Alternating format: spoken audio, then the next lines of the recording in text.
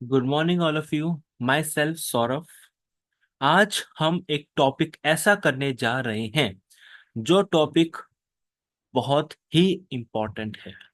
उस टॉपिक का नाम है, जो आप देख रहे हो स्क्रीन के ऊपर, प्रेसिडेंट ऑफ इंडिया, भारत के राष्ट्रपति। हम जानेंगे इस वीडियो के अंदर कि कौन से आर्टिकल में इनके बारे में बातचीत है, कौन सा पार्ट इनके बारे में है, प्लस प्रेसिडेंट की पावर्स क्या होती है, प्रेसिडेंट है क्या चीज। ठीक है। तो ये टॉपिक जो है आप जो देख रहे हो सामने फ्रंट में, प्रेसिडेंट ऑफ इंडिया, ये हर एग्जाम के लिए, आप कोई से भी कॉम्पिटिटिव एग्जाम की तैयारी कर रहे हो, सबके लिए ये टॉपिक बहुत इंपॉर्टेंट है। ठीक। हम पहले बात करें कि कौन से आर्टिकल में इसके बारे में बातचीत है। तो आर्टिकल 52 से लेके 62 के अंदर इंफॉर्मेशन दे रखी है। मैं ये नहीं कहूंगा सिर्फ यही आर्टिकल है, और भी आर्टिकल्स हैं इनके, मेनली आर्टिकल्स हैं आगे। 72 के अंदर इनकी पार्डनिंग पावर्स के बारे में है, 111 में इनकी वीटो पावर्स के बारे में है। तो और भी आर्टिकल्स हैं मेजर। अगर पूछे कौन से पार्ट में आते हैं ये, तो कौन से पार्ट में आते हैं हमारे कॉन्स्टिट्यूशन के, बताइए। Part 1, part 2, part 3, part 4, part 5, कौन से पार्ट में आते हैं? पार्ट 1 तो हमारा किससे लिंक करता है? यूनियन से लिंक करता है। पार्ट 2 हमारा लिंक करता है किससे? नागरिकता से, सिटीजनशिप से। पार्ट 3 किससे लिंक करता है? हमारा फंडामेंटल राइट से लिंक करता है। पार्ट 4 किससे लिंक करता है? हमारा डीपीएसपी से करता है। पार्ट 4 ए किससे करता है? फंडामेंटल ड्यूटी से करता है। और पार्ट 5 किससे करता है? हमारा प्रेसिडेंट से। ये नहीं कि प्रेसिडेंट, इसमें काफी कुछ पार्ट 5 के अंदर, यूनियन के अंदर काफी ज्यादा हमारे बातचीत है। प्रेसिडेंट के बारे में यहाँ पे है, कंट्रोलर और अटॉर्नी जनरल के बारे में है यहाँ पे, और भी सुप्रीम कोर्ट के बारे में काफी पार्ट 5 के अंदर बातें लिखी हुई है। अगर पूछे कि प्रेसिडेंट ऑफ इंडिया कौन से पार्ट में, तो आप कहोगे पार्ट 5, आर्टिकल मैंने सामने लिख दिया है। ठीक है।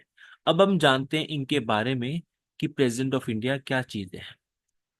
फर्स्ट चीज क्या थी कि ये भारत के फर्स्ट सिटीजन होते हैं, जो कि आप पढ़ रहे हो फर्स्ट लाइन के अंदर। भारत के पहले नागरिक होते हैं। इंडिया का पहला सिटीजन कौन? तो वो प्रेसिडेंट कहलाएंगे। ठीक है। और इन्हें हम उपाधि देते हैं किस चीज की? हेड ऑफ स्टेट की। याद रखना इसको। ही इज अ ही और she is a head of a state. मतलब यहाँ स्टेट का मतलब किससे रिप्रेजेंट है? यूनियन से। मतलब ये किसके मालिक है? देश के मालिक है। He is the head of a state. State means nation, nation means union. हम हमारे देश के जो फर्स्ट सिटीजन है और देश की जो दाता है, वो कौन है? प्रेसिडेंट ऑफ इंडिया है। और आपके माइंड में आएगा कि सर, फिर पीएम कौन है? प्राइम मिनिस्टर कौन होता है? अगर देश के दाता, देश के हेड प्रेसिडेंट है, तो हु इज पीएम? तो पीएम होते हैं, he is a head of government. सरकार के हेड होते हैं पीएम। तो सरकार के मुखिया कौन होते हैं? कौन? पीएम। और देश के मुखिया कौन होते हैं? प्रेसिडेंट। और एक सिंगल स्टेट के हेड कौन होते हैं? एक सिंगल स्टेट, वहां गवर्नर आ जाएगा आपका। ठीक है। तो सब अलग अलग कैटेगराइज है इनकी। ठीक है। ठीक है, अब आगे चलते हैं। अब आगे देखो, हर चीज के बारे में यहाँ लिखा हुआ है। अगर मैं आपसे पूछूं, जो प्रेसिडेंट ऑफ इंडिया होता है, पहली बात तो क्या यहाँ पे लिखा हुआ है नीचे फर्स्ट पॉइंट क्वालिफिकेशन में, कि ये he must be a citizen of India. मतलब कि वो भारत के नागरिक होने चाहिए। जिसको भी आप प्रेसिडेंट अपॉइंट कर रहे हो या होने वाला है, फर्स्ट कंडीशन क्या है? कि वो भारत के सिटीजन होने चाहिए, भारत के नागरिक होने चाहिए। सेकंड पॉइंट क्या लिखा है? He must have completed the age of 35 years. That means कि अगर कोई प्रेसिडेंट इलेक्शन के लिए है, तो उसकी मिनिमम एज 35 ईयर्स होनी चाहिए। कम से कम 35 ईयर्स मिनिमम है ये। कम से कम 35 साल की उम्र उनकी होनी चाहिए, तभी वो अप्लाई कर सकते हैं, अदरवाइज वो अप्लाई नहीं कर सकते हैं। अच्छा, मिनिमम एज 35 है कि 35 ईयर्स तक आप कर सकते हो, मिनिमम आपकी एज है, इससे कम नहीं चलेगी। और अगर पूछे मैक्सिमम एज, कि एक प्रेसिडेंट कब तक मैक्सिमम रूल कर सकता है, तो आपके माइंड में आंसर आता होगा सर 60 ईयर्स, 62 ईयर्स, 65 ईयर्स, काफी के माइंड में आता होगा। लेकिन याद रखना, मैक्सिमम एज नॉट डिफाइंड है, नॉट डिफाइंड इन कॉन्स्टिट्यूशन। मतलब कि हमारे कॉन्स्टिट्यूशन के अंदर ये डिसाइड ही नहीं किया गया है, या डिफाइन ही नहीं किया गया है कि जो हमारे क्या होंगे, प्रेसिडेंट होंगे, उनकी मैक्सिमम एज क्या रहेगी। तो याद रखना, नॉट डिफाइंड इन कॉन्स्टिट्यूशन। ये बात क्लियर है आपको कि मिनिमम एज कितनी होती है और मैक्सिमम एज क्या हो सकती है। अब हम जानते हैं प्रेसिडेंट के बारे में और चीजें। आपको एज पता लग गई कि एज कितनी होनी चाहिए, प्लस वो भारत के नागरिक होने चाहिए। आगे और चीजें क्या होती हैं इनके बारे में। अच्छा, मुझे ये बताओ कि हमारे देश के प्रेसिडेंट इस समय कौन है। जैसे कि आप सब लोग जानते हो, कौन है, बताओ। मैं एक बार आगे स्लाइड करूं, यहाँ देखो एक बार, ये पूरे प्रेसिडेंट की लिस्ट है टिल नाउ, बट इसमें अपडेटेड नहीं है थोड़ा सा। मैं ऐड ऑन कर दूंगा इसके अंदर अभी। ये देखो, ये पूरी लिस्ट लिखी हुई है स्टार्टिंग से लेके एंडिंग तक, 2017 तक लिखी हुई है यहाँ पे। उसके बाद हमारे प्रेसिडेंट कौन बनते हैं, बताओ। बताओ, रामनाथ कोविंद तक यहाँ पे मेंशन है। अगर आपसे पूछे रामनाथ कोविंद के बाद, तो 15 नंबर का यहाँ डाल लेते हैं हम, जो कि कौन होगी, द्रौपदी मुर्मू, जिन्होंने 2022 से अपना ओहदा संभाला, और जो कि प्रेजेंट हमारी क्या है, प्रेसिडेंट है। ठीक है। तो फर्स्ट से लेके 15 तक आपको याद होनी चाहिए कि फर्स्ट कौन थे, तो आपको पता है राजेंद्र प्रसाद थे, second, third, fourth, fifth, six करते करते 14 कौन थे, हमारे रामनाथ कोविंद, जो कि कब इलेक्ट हुए थे, 2017 में। और कब हटे, 2022 में हटे। और 2022 में कौन बना, द्रौपदी मुर्मू। और वो उनके इलेक्शंस कब होंगे, हम 2027 के अंदर। तो ये पूरी लिस्ट लिखी हुई है आपके सामने। ठीक है। और अगर पूछे कि इन सब में से, 15 में से हमारा लॉन्गेस्ट सर्विंग कौन रहा है, तो आप क्या लगाओगे, फर्स्ट पॉइंट लिखा हुआ है, डॉक्टर राजेंद्र प्रसाद हमारे लॉन्गेस्ट सर्व के लिए रहे हैं, 2 टर्म के लिए। ठीक है। तो ये बात आपको याद रखनी है। ठीक है। अब हम आगे चलते हैं। मैं स्लाइड ऊपर करता हूँ।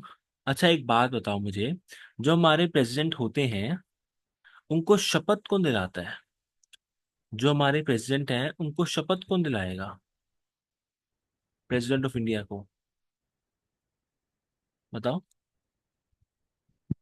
या फिर पहले बताओ, टर्म क्या होता है इनका, टर्म कितना होता है, 5 साल का। आफ्टर 5 इयर्स इलेक्शंस होते हैं इनके। ठीक है। अब मुझे बताओ कि इनको शपथ कौन दिलाता है, शपथ। शपथ को हम क्या कहते हैं, ओथ। इनको ओथ कौन दिलाएगा। आपको पता होगा कि हर मिनिस्टर अपनी ओहदा संभालने से पहले, अपनी पोस्ट पे बैठने से पहले क्या करता है, शपथ लेता है देश के लिए, कि मैं देश के विकास के लिए काम करूंगा, मैं वही देश के लिए वो करूंगा, अच्छाई लाऊंगा, ये करूंगा। तो हर कोई लेता है, तो ये भी लेते हैं। तो इनको शपथ कौन दिलाता है, तो इनको शपथ दिलाते हैं कौन, chief justice of India. Chief justice of India Bharat के सुप्रीम कोर्ट के हेड होते हैं ये। और इस समय सीजीआई हमारे प्रेजेंट में कौन है, डी वाई चंद्रचूड़। ये हमारे इस समय क्या है, सीजीआई ऑफ इंडिया, जो इनको शपथ दिलाते हैं। ठीक है। ठीक है। अब मुझे बताओ, जो प्रेसिडेंट होता है आपका, उनको क्या रिमूव कर सकते हैं हम, या एक प्रेसिडेंट दोबारा आ सकता है। जैसे कि द्रौपदी मुर्मू 2022 में बैठी हैं, क्या वो 2027 में जो नेक्स्ट इलेक्शंस होंगे, क्या वो दोबारा प्रेसिडेंट चूज करके आ सकती हैं, बिल्कुल आ सकती हैं। He is also eligible for री इलेक्शन। देखा ना आपने, प्रसाद जी हमारे 2 टर्म्स के लिए आए थे, ठीक है, तो आ सकते हैं। और एक ये भी बात याद रखना, कल को अगर जो हमारे देश के प्रेसिडेंट हैं, कल को अगर जो हमारे देश के प्रेसिडेंट हैं, उनको लगता है कि मैं अपने काम से बोर हो गया हूँ, या मुझे और काम नहीं करना है, परेशान हूं मैं, तो अब क्या देना चाहते हैं, रिजाइन करना चाहते हैं, इस्तीफा देना चाहते हैं, तो क्या होगा, वो अपना इस्तीफा दे सकते हैं। किसको दे सकते हैं? अब ये बताओ, प्रेसिडेंट अपना रिजाइन किसको देगा? तो वो किसको देगा? अपने उपराष्ट्रपति को, वाइस प्रेसिडेंट ऑफ इंडिया। ठीक है, अगर प्रेसिडेंट को इस्तीफा देना है, रिजाइन करना है अपनी पोस्ट से, तो वो किसको देगा? वाइस प्रेसिडेंट ऑफ इंडिया को देगा अपना इस्तीफा। ठीक है, और जो नया प्रेसिडेंट बनेगा उसके बाद, अब प्रेसिडेंट ने तो इस्तीफा दे दिया, तो जो वाइस प्रेसिडेंट होगा जिसको इस्तीफा दिया है, वो 6 मंथ्स के लिए, 6 मंथ्स के लिए एक्ट करता है एज अ प्रेसिडेंट। वो 6 मंथ्स के लिए क्या करेगा? एक्ट करेगा as a president of India. और इन्हीं 6 मंथ्स के अंदर न्यू प्रेसिडेंट इलेक्ट होके आ जाना चाहिए। जब तक प्रेसिडेंट नहीं है, तब तक वाइस प्रेसिडेंट एक्ट करेगा एज ए प्रेसिडेंट, और उसी टाइम के बीच में with in 6 months new president elect हो जाना चाहिए। यही काम होता है वाइस प्रेसिडेंट का, कि जब वाइस प्रेसिडेंट अवेलेबल नहीं होते, सॉरी, प्रेसिडेंट अवेलेबल नहीं होते, तो वाइस प्रेसिडेंट उनकी जगह लेके उस जगह को फुलफिल करते हैं, जब तक न्यू प्रेसिडेंट नहीं बन जाता। ये बात आपको याद रखनी है। तो आपको पता है कि हमारे कौन से पार्ट में आते हैं, तो पार्ट 5 में आते हैं। आर्टिकल्स आपको पता है, वो कौन होते हैं? ये हेड ऑफ अ स्टेट होते हैं। स्टेट का मतलब यूनियन या फिर नेशन से है, ठीक है। और पीएम कौन होते हैं? तो हेड ऑफ अ गवर्नमेंट होते हैं, ठीक है। अब आपसे पूछा था कि इनकी मिनिमम एज कितनी होती है, तो आपको पता है 35 ईयर्स इनकी मिनिमम एज रखी जाती है।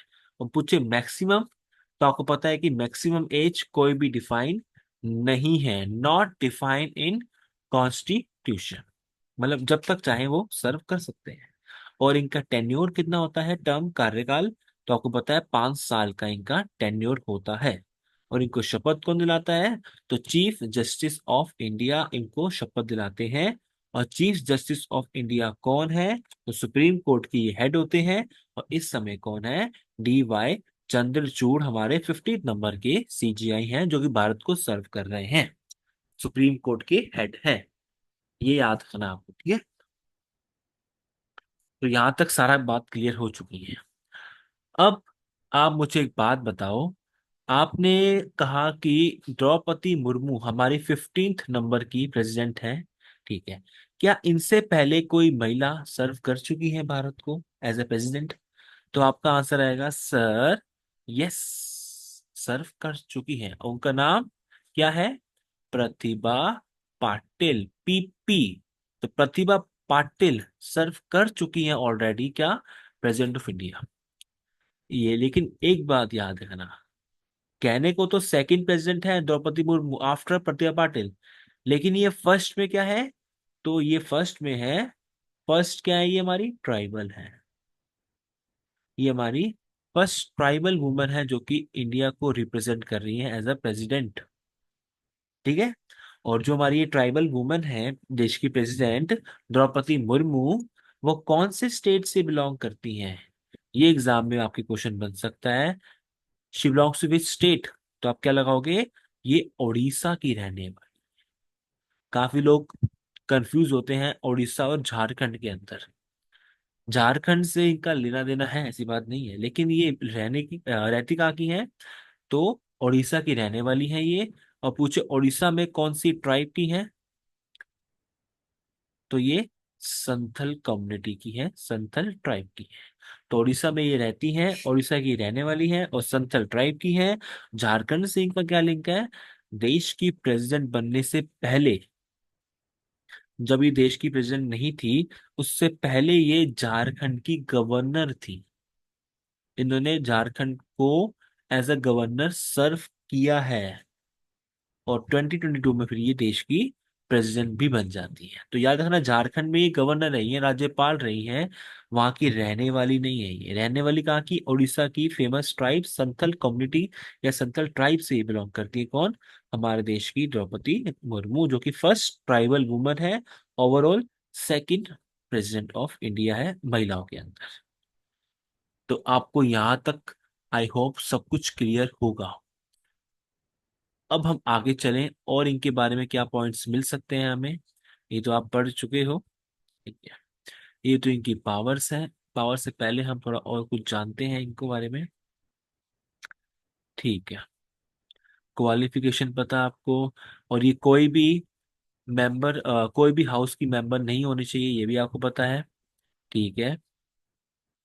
और अगर आपकी बात करें, अ, ठीक है, क्या आप में से, अच्छा मैं ये सबको रब कर देता हूँ, ठीक है। मैं इन सबको ना रब कर देता हूँ। मुझे और भी कुछ लिखना होगा तो वो दिखेगा नहीं, ठीक है। आई होप सबने नोट आउट कर लिया होगा। अब मुझे बताओ, मैं सब कुछ हटा रहा हूँ, ठीक है, रिमूव कर दिया मैंने। अब मुझे बताओ, प्रेसिडेंट के बारे में आपने इतना कुछ जान लिया है, तो थोड़ा सा मुझे ये भी बताओ। चलो, अब कर दिया। अब मुझे ये बताओ, क्या हम अपने देश के प्रेसिडेंट को कभी भी रिमूव कर सकते हैं या कभी भी हटा सकते हैं? मैंने आपको क्या बताया था कि अगर उनको रिजाइन करना है, खुद से हटना है, तो वो वाइस प्रेसिडेंट को अपना क्या देंगी? इस्तीफा दे देंगी। सिंपल बात। अच्छा, वाइस प्रेसिडेंट कौन है इस समय हमारे? तो वो है हमारे जगदीप धनकर, ठीक है। तो जगदीप धनकर क्या है हमारे वाइस प्रेसिडेंट। अगर कल को द्रौपदी मुर्मू को रिजाइन करना होगा तो वो किसको देगी अपना लेटर? जगदीप धनकर को देंगी, और जगदीप धनकर 6 मंथ्स के लिए एज अ प्रेसिडेंट एक्ट करेंगे, जब तक न्यू प्रेसिडेंट नहीं बनता। ये मैं आपको बता चुका हूँ। लेकिन क्या इनको हम कभी रिमूव कर सकते हैं? एक और है कि वो रिमूव हो रही है खुद से, एक और है इनको रिमूव किया जा रहा है। तो रिमूव के लिए कौन सा वर्ड यूज करते हैं हम? इम्पीचमेंट वर्ड यूज करते हैं। इम्पीचमेंट वर्ड हमारे कॉन्स्टिट्यूशन में सिर्फ और सिर्फ प्रेसिडेंट के लिए ही चूज किया गया है और किसी के लिए भी नहीं किया गया, ठीक है। तो इम्पीचमेंट वर्ड सिर्फ और सिर्फ प्रेसिडेंट के लिए है। तो याद रखना, इम्पीचमेंट का मतलब क्या होता है? रिमूव। क्या हम इनको रिमूव कर सकते हैं? बिल्कुल रिमूव कर सकते हैं। ऐसा क्या कर दे ये?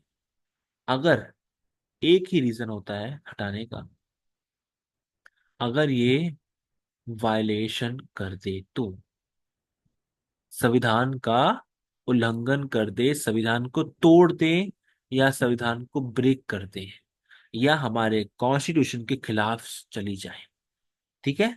रीजन एक ही होता है। अगर पूछे जो इनका इम्पीचमेंट होता है वो कौन से आर्टिकल से होगा, तो 61 के अंदर इनके बारे में पूरा का पूरा लिखा हुआ है कंडीशंस।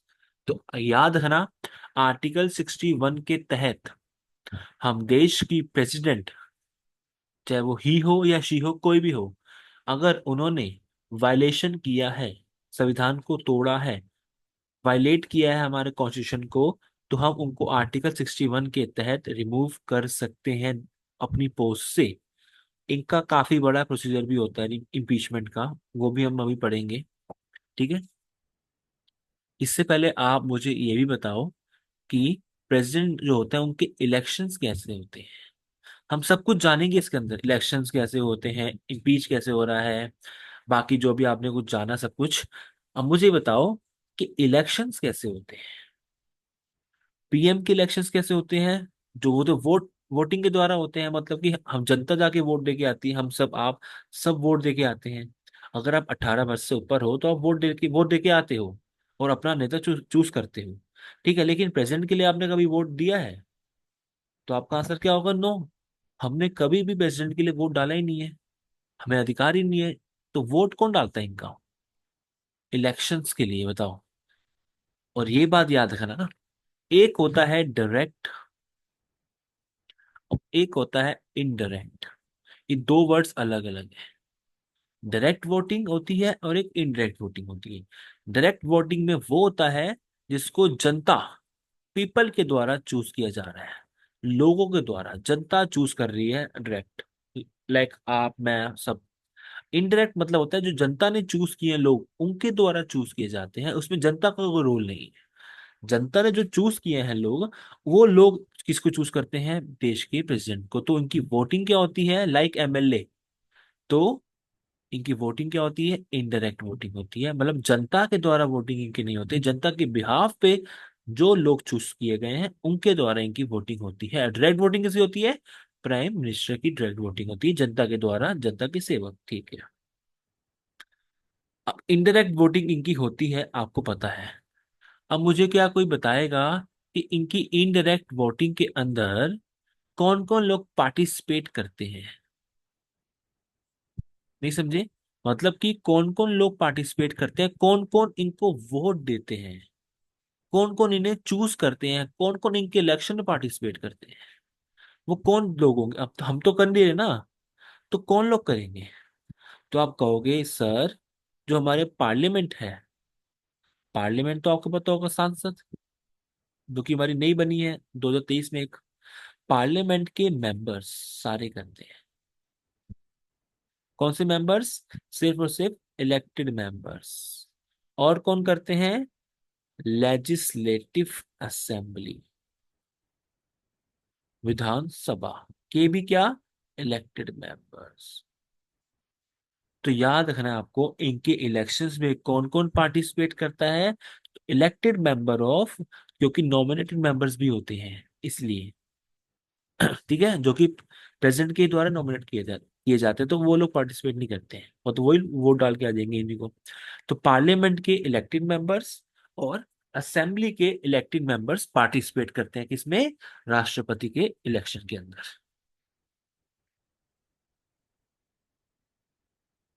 तो दोनों हाउसेस के, पार्लियामेंट में दो हाउसेस हैं हमारे, कौन से? लोकसभा एंड राज्यसभा। तो लोकसभा एंड राज्यसभा दोनों लोगों के इलेक्टेड चुने हुए लोग वोट डालेंगे। प्लस स्टेट लेवल पे क्या होता है, लेजिस्लेटिव असेंबली, जिसको हम कहते हैं विधानसभा, उनके चुने हुए लोग वोट डालते हैं। तो तीन लोग मिलके, लोकसभा के लोग, राज्यसभा के लोग और मेंबर्स ऑफ लेजिस्लेटिव असेंबली, ये लोग मिलके चूज करते हैं किसको, प्रेसिडेंट ऑफ इंडिया को। इसे हम कहते हैं इनडायरेक्ट वोटिंग, ठीक है। अगर आपसे पूछा जाए कि इनकी वोटिंग होती कैसे है, इनकी वोटिंग के लिए आप कैसा, कौन सा रूल फॉलो करते हो, तो आप कहते हैं single transferable vote system. Single transferable vote system एक सिस्टम है जो कि specially president and vice president के इलेक्शंस के लिए स्टार्ट किया गया है, ठीक है। सिंगल ट्रांसफेरेबल वोट सिस्टम आपका ऐसा सिस्टम है जो कि प्रेसिडेंट और वाइस प्रेसिडेंट दोनों के इलेक्शन के लिए काम आता है, जिसमें प्रेफरेंस दी जाती है लोगों के द्वारा कि कौन सा प्रेसिडेंट बनेगा, ABC करके। जिसको लगता है कि जैसे यहाँ पे A है, यहाँ B है और यहाँ C है, और सपोज करो 100 लोग वोट दे रहे हैं, 1000 लोग वोट दे रहे हैं, तो उनके माइंड में आएगा, 1000 में से 500 लोग कह रहे हैं कि A को बनना चाहिए, B को बनना चाहिए 300, C को बनना चाहिए 200, तो ऐसे करके इनकी प्रेफरेंस रहती है। ऐसे करके काफी सारे राउंड्स होते हैं, और लास्ट में जिसके 50% +1 निकल के आता है, लास्ट में जिसका 50% +1 निकल के आता है, जितने लोग वोट डाल रहे हैं उसका 50% +1, जिसके पास सीट्स होंगी, जिसको प्रेफरेंस मिली होगी, वो इलेक्ट कर दिया जाता है as a president of India. अगर 1000 में नेट मीन्स आपको 501 सीट चाहिए होंगी कम से कम। इतनी सीटें अगर कोई लेके आ जाता है, तो उनको हम प्रेसिडेंट बना देते हैं, किसका, देश का प्रेसिडेंट ऑफ इंडिया इलेक्ट कर देते हैं।